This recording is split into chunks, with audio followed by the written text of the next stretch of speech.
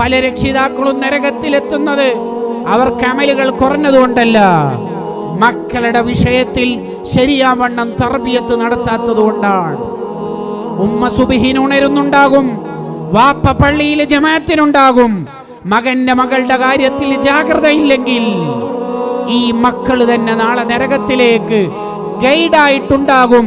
ഇമാമുൽ ഗസ്സാലി റളിയല്ലാഹു അൻഹു രേഖപ്പെടുത്തുകയാണ്. ഒരിക്കലും നമുക്ക് സംഭവിച്ചുകൂടാ.